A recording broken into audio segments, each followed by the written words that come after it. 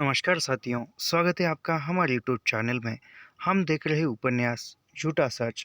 इसके पहले भाग में हमने देखा था कि जो पुरी जो है वह जालंधर से शिमला विधानसभा के बैठक के लिए गया था और वह जो है उर्मिला से मिला था। और जब वह यह भी देखा था कि जो नेताओं के लिए जो सरकार है वह उच्च दर्जे की या उच्च क्वालिटी की सफ़र करने के लिए, यात्रा करने के लिए सरकार उसको भत्ता देती है। लेकिन जो नेता जो लोग हैं वह उच्च दर्जे की यात्रा न करके वह उस पैसे बचाते थे। और यहाँ तक हमने देखा था। इसके आगे यहाँ आप देखेंगे, लेकिन पूरी वैसा नहीं करता था। पूरी पहले दर्जे में ही यात्रा करता था, इसलिए रात में सोते हुए आराम से यात्रा कर सकता था। वह प्राय संध्या शिमला से चलकर प्रातः 4 बजे जालंधर पहुंच जाता था। यानी पूरी जो है उच्च दर्जे की ही यात्रा करता था। वह रात शाम को शिमला से निकलता था और सुबह जालंधर आ जाता था। यदि विलंब हो तो फिर वह अंबाला उतरता था और अंबाला से फिर 7 बजे जालंधर पहुंच जाता था। गाड़ी में आराम से सो सकने के लिए पूरा बर्थ था, परंतु मस्तिष्क में भरी उलझनें पूरी को नींद नहीं आने दे रही थी। जानता था नाजिर में प्रकाशित लेख के संबंध में कनक से बात करने पर ज़रूर झगड़ा होगा। इस विषय में वह चुप भी नहीं रह सकता था। यानी वहाँ पर जो है वह फिर से वह शिमला से आ रहा है पूरी, और आते वक्त वो उसको अच्छी जगह है, पूरा जो बर्थ है वहाँ सोने की व्यवस्था सब कुछ है, लेकिन वह सो नहीं पा रहा है क्योंकि उसके मन में विचार आ रहा है। कनक ने जो भी वह नाजिर के संपादक में लिखा था, क्या लिखा था, जो कि वह किसानों की ज़मीन है वह देने के लिए लिखा था, और उसके बारे में वो सोच रहा है। और वह सोच रहा है कि यदि कनक से कुछ बोले तो खामखा झगड़ा हो जाएगा, और लेकिन उसको बताना ही ठीक है। जब भी कभी उसको कनक के साथ झगड़ा होता या अनबन हो जाती तो उसकी कल्पनाओं में, मस्तिष्क में जो है वह उर्मिला के साथ प्यार भरा बिताया पल याद आता था, और उसी में वह सारी उलझनें भूल जाता था। ऐसी ही उलझनें और कल्पनाएं उसे नींद नहीं आने देती, यानी इसी सोच में उसको नींद नहीं आ रही थी। उस बार वह शिमला में उर्मिला से मिल पाने का संतोष भी नहीं पा सका। यानी वो शिमला में उर्मिला से मिला, लेकिन ज़्यादा आनंद नहीं हुआ। पूरी पिछली बार सितंबर में शिक्षा समिति की बैठक के लिए शिमला आया था तो उर्मिला से मिला था। यानी पिछली बार जब सितंबर के माह में शिक्षा समिति की बैठक थी तो इसलिए वह शिमला आया था तो उर्मिला से मिला था। तब उर्मिला ने बहुत अनुरोध किया था कि वह शिमला की सर्दी नहीं सह सकती। पिछले वर्ष उसे जाड़ों में बहुत कष्ट हुआ था। वह अपनी बदली अमृतसर में करवा लेना चाहती थी। उसने अमृतसर में बदली के लिए प्रार्थना पत्र भी दिया था। पुरी ने स्वच्छता विभाग के संचालक के यहाँ जाकर कह दिया था, उर्मिला को शिमला की जलवायु माफिक नहीं है। शिमला से उर्मिला की बदली हो गई थी। यानी उसको उर्मिला ने कहा था कि जो शिमला का जो भी वह शीत ऋतु है वह उसको सहन नहीं होता। तो उसने फिर पुरी ने जो भी वह स्वास्थ्य विभाग है वहाँ के संचालक से कहकर उसकी बदली, उर्मिला की बदली अमृतसर करवाई थी। कालका अमृतसर एक्सप्रेस जालंधर पहुंचने से पहले ही पुरी की नींद खुल गई। यानी कालका एक्सप्रेस से पुरी शिमला से जालंधर आता था, और वहाँ आते समय जो है वह अमृतसर आने से पूर्व ही वहाँ की उसकी नींद खुल गई। उसे याद आया था 2 अब मील की जीप उसके लिए, यानी उसको याद आया कि स्टेशन पर जालंधर पहुँचते ही उसकी जीप जो है प्रतीक्षा कर रही होगी, कार जो है। लेकिन उसके अंदर जो उर्मिला से मिलने की तड़प थी वह उसको अमृतसर तक ले गई। पूरी अमृतसर स्टेशन के वेटिंग रूम में अपना बिस्तर और सूटकेस छोड़कर 8 बजे से कुछ पहले ही सिविल अस्पताल में पहुंच गया। यानी पूरी जो है अमृतसर गया और अमृतसर के स्टेशन पर जो भी उसका सामान था वह रखा, और वह सिविल अस्पताल में उर्मिला से मिलने के लिए गया। अभी वार्डों में साफ सफाई हो रही थी, यानी साफ सफाई का काम चल रहा था।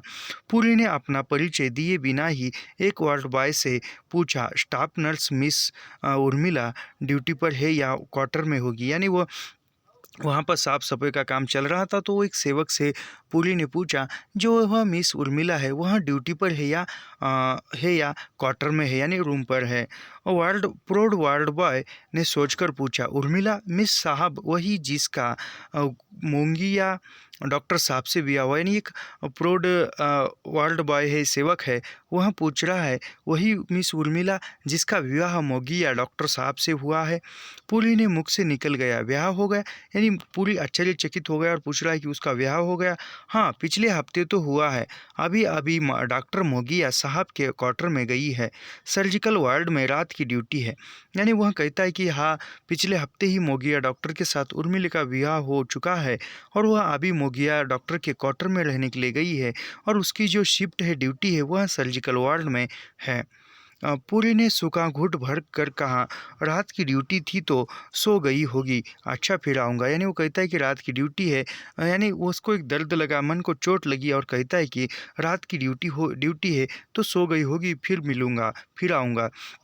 पुरी का मन उसकी हड्डियों के भीतर की मज्जा तक कड़वी हो गई। इतना धोखा, याद आया वही मोगिया जिसके साथ शॉपिंग हो रहा था, तभी इतने इतने बनाव श्रृंगार के थे। अमृतसर इसलिए बदली करवाई थी, यानी वह पूरी सोच रहा है कि वह एक इसके दिल में चोट पहुंची और वह सोच रहा है कि उसको याद आया शिमला में जो मोगिया डॉक्टर के साथ उर्मिला जो है शॉपिंग कर रही थी और श्रृंगार किए हुई थी, और इसीलिए उसने उर्मिला ने जो मोगिया डॉक्टर की जो ड्यूटी थी वह अमृतसर थी और इसीलिए उर्मिला ने अमृतसर में बदली करवाने के लिए बोला था। मैंने कहा था अम्बाला चली जाओ तो झूठ बोल गई, यानी वह पुरी ने कहा था कि वो उसकी बदली अम्बाला करवाए, लेकिन वो झूठ बोल रही थी। अमृतसर में मेरे बैच की दो, यानी अमृतसर में उसके साथ पर जो नर्सिंग का कोर्स की हुई जो लड़कियां है, वह मेरे साथ की लड़कियां अमृतसर में है, मेरी जो दोस्त है, ऐसा बोलकर उसने जो उसकी बदली है अमृतसर करवाई थी, शिमला से अमृतसर। शादी करूँगी, human Dai name is belt, वो हो चंचला ताई नारी, जो तेरा विश्वास करे वह मूर्ख, कितना मूर्ख बना रहा, इस छल की क्या ज़रूरत थी। यानी वो कहता है कि मैं कितना मूर्ख बना रहा और इस छल की क्या ज़रूरत थी, मुझको तूने धोखे में रखकर शादी की। पूरी पूरी स्टेशन से पूरी स्टेशन से रिक्शा लेकर घर पहुंचा। केवल शेरा ने उसका स्वागत किया।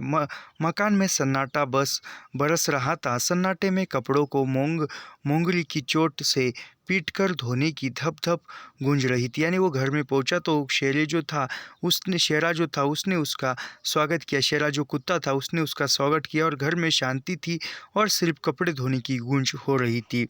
चला बर्तनों को रगड़ पटक कर मांजता हुआ उन्मुक्त स्वर में फिल्मी गीत गा रहा था। यानी चला जो नौकर है वह बर्तन धो रहा था और बर्तन धोते समय फिल्मी गीत गा रहा था। पुरी ने रिक्शा से सामान उतारने के लिए चेला को पुकारा। उसे अपने स्वर में कातरता जान पड़ी। सोचा यह मेरा घर है या डेरा। पुरी जानता था कनक उसके आने की आशा अधिक से अधिक 7 साढ़े 7 बजे तक कर सकती थी। प्रेस चली गई होगी, परंतु यह क्या घर का तरीका है। यानी सब कुछ घर में शांत था और चेला उसको पुकारा और वह घर के अंदर गया और वो प्रतीक्षा करने के बाद पूरी नहीं आया, इसलिए वह कनक जो है दफ्तर गई थी। हीरा माई और चेला तुरंत मालिक की सुविधा जुटाने में लगे। यानी हीरा माई और चेला जो थे वो नौकर थे, वो दोनों जी मालिक की हिफाजत करने के लिए जुट गए। चेला कनक और पूरी का तौर तरीका कुछ कुछ समझने लगा था, परंतु हीरा माई 30 बरस कनक के घर में रहकर भी ठीक से चाय बना सकना भी नहीं सीख पाई थी, पर उसका विश्वास किया जा रहा था। यानी चला जो है काफ़ी दिनों से रहने के बाद सब कुछ वह समझ चुका था, लेकिन वह हीरा माई को ठीक ढंग से चाय बनाना भी नहीं आता था, लेकिन उसका विश्वास किया जा सकता था। उसके लिए संसार में और कोई जगह थी ही नहीं। कनक घर की चाबियाँ उसी के पास रहने देती थी। यानी वह हीरा माई का कोई नहीं था, वह कनक के पास ही रखती थी और कनक उस पर विश्वास रखती थी और कनक उसको घर की चाबियाँ दे जाती थी हीरा माई को। हीरा को चेला का एतबार नहीं था। चाबियाँ हरदम अपनी सलवार के नाड़े में बांधे रखती थी। यानी वह हीरा माई को जो था चेला का विश्वास नहीं था। वह जो उसकी चाबियाँ थी उसके कमर में रखती थी। पूरी नहा या भोजन तैयार होने के लिए कुछ प्रतीक्षा करनी पड़ी। यानी पूरी ने स्नान किया और भोजन तैयार होने के लिए कुछ प्रतीक्षा करनी पड़ी, इंतजार करने। पूरी का मन बहुत खिन्न था। कितना काम करना पड़ता है, कितना उत्तरदायित्व है। दुनिया के लोगों की नज़र में उसकी स्थिति है। लोग उससे ईर्ष्या भी करते हैं, परंतु अपने घर में वह क्या है। यानी पूरी सोच रहा है कि कितना काम करना पड़ता है, कितना कुछ करना पड़ता है। लोगों के नज़र में उसकी इज्जत है और किसी के नज़र में वह बुरा भी है, कोई उसके विरुद्ध में भी है। परंतु अब लेकिन खुद के घर में वह क्या है, यह सोच रहा है। सब और धोखा यह था उसकी सरलता और उदारता का परिणाम। उर्मिला के शब्द उसके कानों में गूंज रहे थे। यानी सब तरफ वह था और तभी उस जो उर्मिला ने कहे हुए शब्द है उसके कानों में गूंज रहे थे। चाह से तड़पा देने वाला उसका कमनीय शरीर कल्पना में आ गया। यानी चाह से तड़प रहा है पूरी उर्मिला के, और उसका जो कमनीय शरीर है वह कल्पना में पूरी से उतर रहा है। पूरी को वह विषधर सर्प की भांति लगी जिसे कुचल देना चाहिए था, परंतु वह फिसल कर घास में निकल गया था। यानी वह पूरी जो उर्मिला को अब सांप की एक विषारी सांप की तरह सोच रहा है, तभी उसको कुचल देना चाहिए था, लेकिन वह मिला नहीं और वह घास में चला गया। स्त्री का विश्वास, वह स्वार्थ के अतिरिक्त कुछ भी नहीं चाहती। धोखा उसका एकमात्र बल है। यानी स्त्री जो है, स्त्री का विश्वास, स्त्री पर विश्वास करना, स्त्री जो है केवल स्वार्थ चाहती है, स्वार्थ के अतिरिक्त और कोई नहीं चाहती है। और धोखा जो है वह स्त्री का एकमात्र बल है। यानी धोखा देना यही स्त्री का एक अस्त्र है, शस्त्र है, ऐसा पूरी समझ रहा है। चेला पूरी के लिए थाली परोस कर ले आया। प्रातः से कुछ भी नहीं खाया था, भूख चेत गई। यानी वह चेला जो है वह पूरी के लिए भोजन ले आया और भूख चेत गई थी, भूख लग गई थी। सुबह से पूरी ने कुछ नहीं खाया था, बेसुध खाता जा रहा था।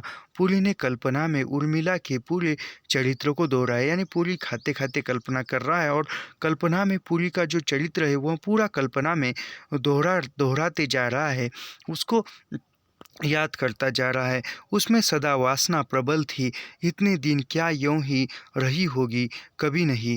कैसी ठगनी निकली। अच्छा हुआ वह धोखे से बच गया। यानी वह सोच रहा है कि उर्मिला के अंदर कितनी काम वासना थी और वह इतने दिन कैसे खुद को संभाल पाती, कभी नहीं। और वह कहता है कि कैसी ठगी। यानी ये कहा जाए तो आप उस समय में कनक जब पूरी के साथ नहीं थी तब भी वह उर्मिला के पास गया था और वह वैसी स्थिति, और फिर उर्मिला ने उसको धोखा दिया। और फिर वह सोच रहा है। पूरी का मन कहीं जाने को न हुआ। वह रात की अनिद्रा याद कर लेट गया। उर्मिला के ध्यान से मुक्ति पाने के लिए सोचने लगा, कनक से बात करनी होगी। यानी वह रात में नींद नहीं थी तो वह वैसे ही लेटा और सोचते सोचते फिर सोचा कि उर्मिला से बात करनी होगी। यही वह दोराग्रह कर बैठी। गील या रक्स ऐसा करते तो उसे नाजिल से छुट्टी दे देता, परंतु कनक का नाम तो संचालक संपादक के रूप में पत्र पर जाता था। यानी वह कहता है कि वह जो लेख लिखा था वह लेख यदि गील या अन्य कोई लिखता तो उसको नोवेल से निकाल देता, लेकिन कनक को कैसे निकाल सकता है। कनक तो संचालक और संपादक के रूप में उसका नाम है। मार्च में विधानसभा के अधिवेशन के लिए जाते समय पूरी को ख्याल था पीछे कठिनाई न हो इसलिए बैंक में हिसाब भी उसी के हस्ताक्षरों से करवा लिया था। यानी वह कहीं जाए तो ही बैंक का जो हिसाब है वह पीछे ना रह जाए, इसलिए कनक के नाम से ही करवा दिया था। मालिक वही था। यानी मालिक वही था। पूरी अपने प्रति कनक की विरक्ति की चोट पर उर्मिला की अनुरक्ति का लेप करके सांत्वना पा लेता। यानी जब भी कभी उसको कनक पर गुस्सा हो जाता तब वह जो उर्मिला की यादों में खोकर उसको एक मरहम लगा लेता था। अब वह उपचार हाथ से निकल गया था। कनक की विरक्ति असहाय हो गई। यानी अब जो उपचार उसके हाथ से निकल गया था अब वो उर्मिला की याद भी नहीं कर सकता है और कनक की विरक्ति असहाय हो गई। वह कल्पना में अपने और कनक के प्रेम के इतिहास पर विचार करने लगा। यानी वो कल्पना में विचार करने लगा, यादों का इतिहास खोलने लगा और वो पूरी कनक और उसके प्रेम की इतिहास को खोलने लगा। पूरे परिवार का विकट विरोध, मेरी उस समय की गरीबी और बेकारी, वैसी हालत में ही वह हलवा हवालात में पहुंची। कोई विश्वास करेगा? यानी वह कहता है कि जब वह घर वालों का विरोध था, परिवार का, और वह पूरी जेल में था, और जेल विरोध होने के बावजूद भी कनक जो है वह जेल में पूरी को मिलने के लिए गई थी। कोई विश्वास करेगा कि कोई स्त्री जेल में मिलने के लिए आ सकती है?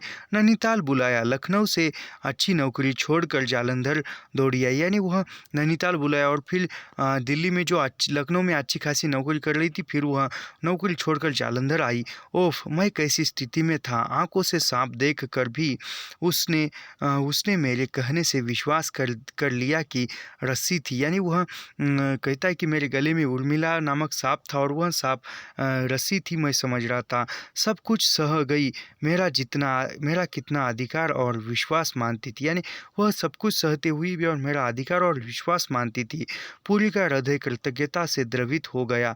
दूसरा विचार आया, वह तो स्थिति को संभालने पर निर्भर करता था। यानी वह स्थिति के अनुसार निर्भर करता है कि सहना या ना सहना।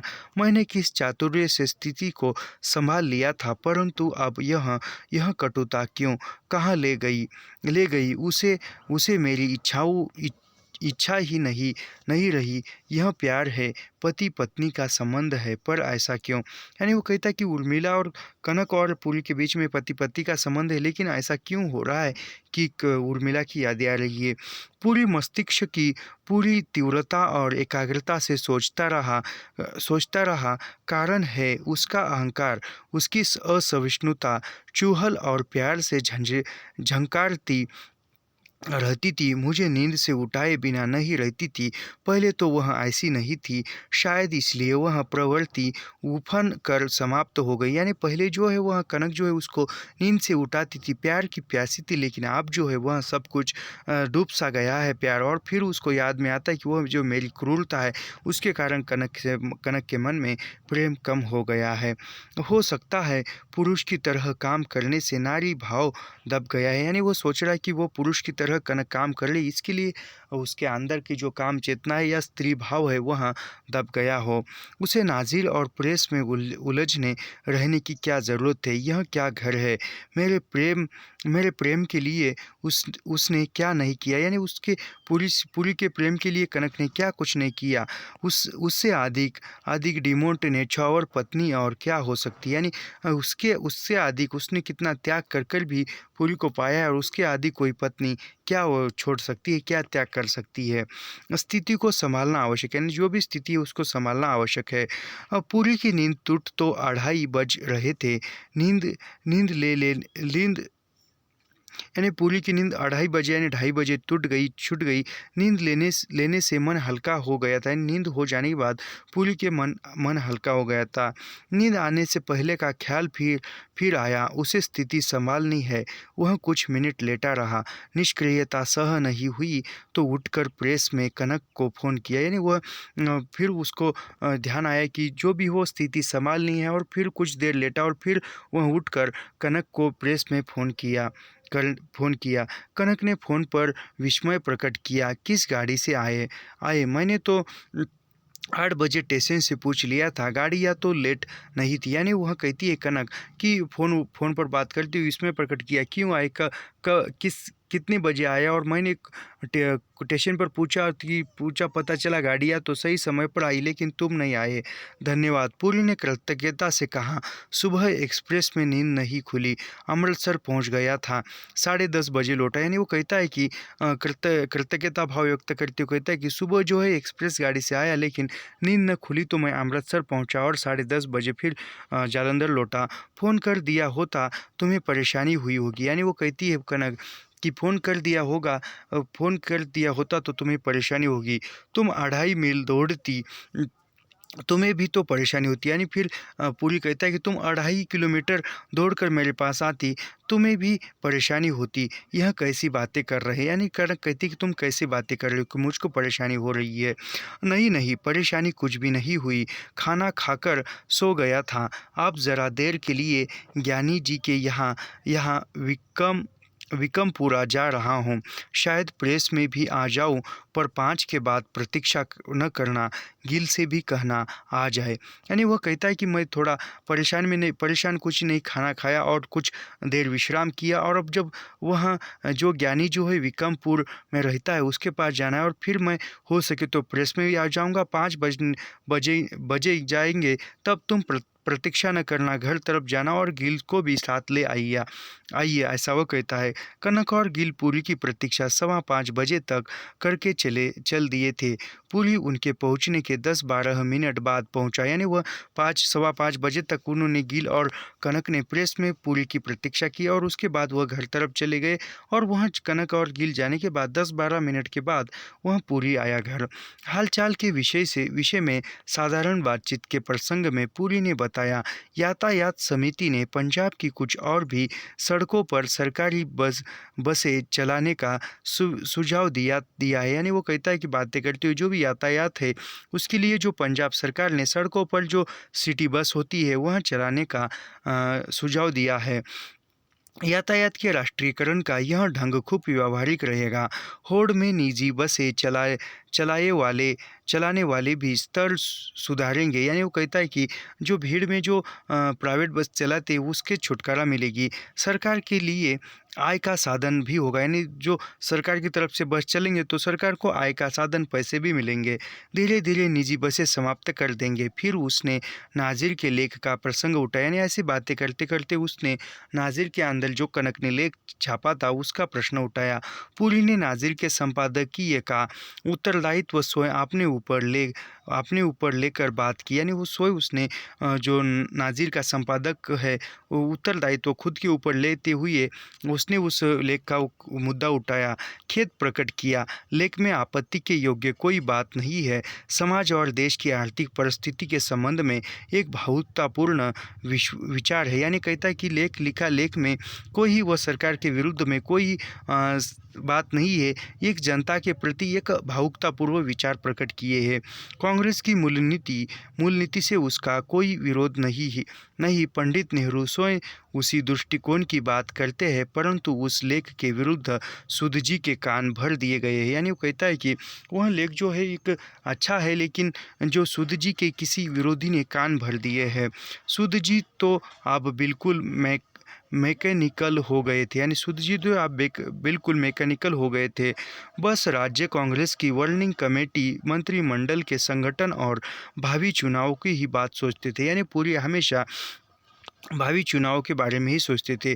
केवल विचार से उन्हें कोई मतलब नहीं है, उन्हें हर बात में समर्थन चाहिए। यानी वो विचार नहीं, हर बात में समर्थन चाहते हैं सूद जी। अजीब परेशानी है। मैं यह कह दूं कि पत्र से उन्हें कोई प्रयोजन नहीं तो अच्छा नहीं लगता। उन्हें बड़े भाई की तरह मानता आया हूँ। यानी पूरी सूद जी कहता है सूद जी के बारे में, मैं उसको पत्र के बारे में कोई परेशानी या कोई अजीब ऐसा कुछ नहीं कह सकता, क्योंकि मैं उन्हें बड़ा भाई मानता आया हूँ। और बहुत से उपकार भी है, क्योंकि पूरी जब परेशानी में था तो सूद जी के बल पर ही या सूद जी से संयोग से ही वह इस पर पहुंचा है। सूद जी से या किसी से भी डरने का मतलब क्या है? तुम दोनों ही जानते हो। जब बिल्कुल निस्सहाय था तब भी सिद्धांत के लिए जीविका तक की परवाह नहीं की थी। यानी कहता है ये जो भी वो सिद्धांत के बल पर मैं चलता हूँ, और जब मेरे पास कुछ भी नहीं था तब मैंने सिद्धांत की चोट पहुँची थी, और सिद्धांत को बचाने के लिए मैंने नौकरी छोड़ दी थी। तब तो मेरे पास कुछ भी नहीं था।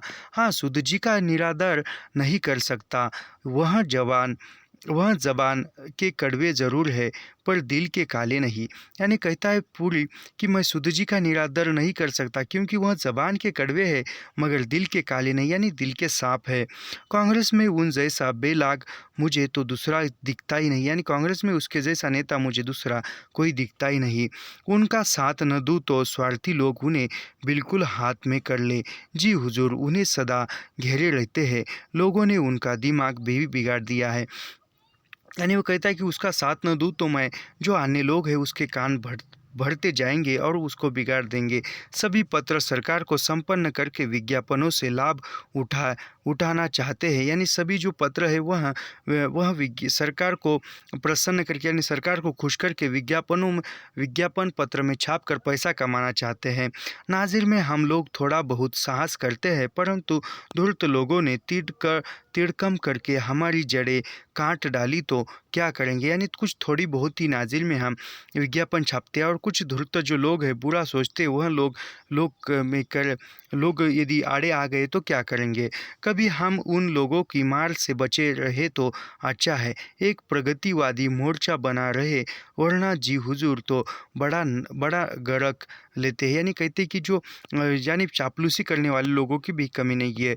पत्रों को तुम दोनों ही चला रहे हो, मैं तो इतना ही कह सकता हूँ कि ठोस काम कर सकने के विचार से उग्रता की अपेक्षा या जैसे दूसरे लोग सनसनी पैदा करके पाठकों को खींचना चाहते हैं, हम जनता में गंभीर सोच पैदा कर सके। यानी कहते हैं कि जिस प्रकार वह लोगों को पाठक वर्गों को दूसरे पत्र आकर्षित करते हैं उसी प्रकार तुम भी करो। और पूरी कनक और गिल से आँख न मिलाकर बात कर रहा था। यानी पूरी जो है वह कनक और गिल से आँख न मिलाकर बात कर रहा था। शोर में मन के बोझ विवशता और खिन्नता की झंकार स्पष्ट थी। यानी मन के अंदर जो खिन्नता है विवशता है उसकी झंकार स्पष्ट सुनाई दे रही थी। कनक ने अनुमान किया कई दिन की थकान है। पूरी के फोन पर बात करने का ढंग भी याद आया। यानी कई दिनों की थकान पूरी के मन में है। कनक ने जान लिया। सोचा सूद जी ने और दूसरे लोगों ने मेरे लेख के विषय में ज़रूर कुछ कहा होगा। यानी कनक सोच रही कि जो लेख लिखा है उसके बारे में अन्य लोगों ने या सूद जी ने कुछ तो कहा होगा। आपत्ति की बात तो बताए क्या है, शायद बाद में कहेंगे। यानी आपत्ति की बात क्या है बताइए, शायद बाद में कहेंगे, ऐसा वो सोच रही है। उस लेख में सरकारी नीति की आलोचना तो नहीं थी, समस्या पर दूसरे ढंग से विचार था। यानी जो लेख कनक ने लिखा था उसमें सरकार के आलोचना नहीं थी, लेकिन जो समस्या थी उसको दूसरे ढंग से विचार किया था। गिल ने पूरी के समर्थन में कहा। यानी गिल ने पूरी का समर्थन करते हुए कहा ये उपयुक्त वाक्य। पूरी ने कुछ उत्तर नहीं दिया, चुप बैठा रहा जैसे बहुत थक गया हो। जया माँ से उत्साह पाकर नर्सरी में सीखा गाना सुनाने लगी। यानी जो पूरी जो है वह चुप बैठा और फिर जो जया जो है कनक के पास आई और उत्साह से जो नर्सरी स्कूल में जो गाना सिखाया वह गा रही थी। वो गाना कौन सा है? छुन छुन करती आई चिड़िया, दाल का दाना लाई चिड़िया। याद रखिए आजकल ने एनटीए ऐसे ही सूक्ष्म सवाल पूछ रहा है। मैं फिर से, यह कौन जया गीत गा रही है उसको नर्सरी स्कूल में सिखाया हुआ। छुन छुन करती आई चिड़िया, दाल का दाना लाई चिड़िया। छुन छुन करती आई चिड़िया, दाल का दाना लाई चिड़िया। यह याद रखिए। कनक ने बहुत सराहना की। शाबाश पापा को पूरा गीत सुनाओ। जया उत्साह से सुनाने लगी। पूरी ने उसकी ओर ध्यान नहीं दिया, चुप बैठा रहा। यानी कनक ने जया को शाबाशी दी और कहती है कि पापा को सुनाओ, और पूरी वह सुनाने लगी तो पूरी ने उसकी तरफ ध्यान नहीं दिया और वो चुप बैठा रहा। पूरी को चुप देख गिल उठकर चला गया। कनक चेला से कुछ पूछने के लिए उठ गई। यानी वह गिल भी चला गया और कनक भी चेला से कुछ पूछने के लिए चली गई। पूरी भी अपने कमरे में चला गया। कनक का दिन भर नाजिर में कट जाता था। यानी पूरी भी अपने कमरे में चला गया और कनक का जो पूरा दिन है वह नाजिर के कामों में ही चला जाता था। संध्या समय उसे घर में कोई न कोई घरेलू काम रहता ही था। 8:30 बजे चेला ने भोजन के लिए कहा। कनक ने बरामदे में पड़ी मेज की ओर जाते हुए आवाज़ दी, खाने के लिए आ जाइए, रख दिया है। यानी वह खाना खाने के लिए 8 बज जाते थे और चेला ने खाना लगाया और आवाज़ दी थी और कनक ने कहा कि पूरी को आवाज़ दी कि खाना लगा है, आ जाइए, यहाँ ही भिजवा दो। यानी पूरी ने भी कहा कि यहाँ ही खाना भिजवा दो कमरे में। कनक ने पूरी के कमरे के दरवाजे से झांक कर पूछा, क्यों, क्या बात है? यानी कनक ने झांक कर कमरे में देखा और पूछा कि क्या बात है? अच्छा, आ जाता हूँ। पूरी पलंग से उठ गया। यानी कहता है कि अच्छा मैं आ जाता हूँ, और पलंग से उठ गया। खाते समय पूरी चुप ही रहा। कनक ने बात करनी चाहिए। आज कल शिमला में बहुत सर्दी होगी, उजाड़ उजाड़ लगता होगा। यानी भोजन करते समय चुप ही रहा पूरी। तब कनक ने ही पूछा कि शिमला में आजकल सर्दी या जाड़ा जो बहुत होगा और सब कुछ उजाड़ उजाड़ लगता होगा। पूरी हुंकार भर कर चुप रहा। यानी पूरी ने हुंकार भरी और चुप रहा।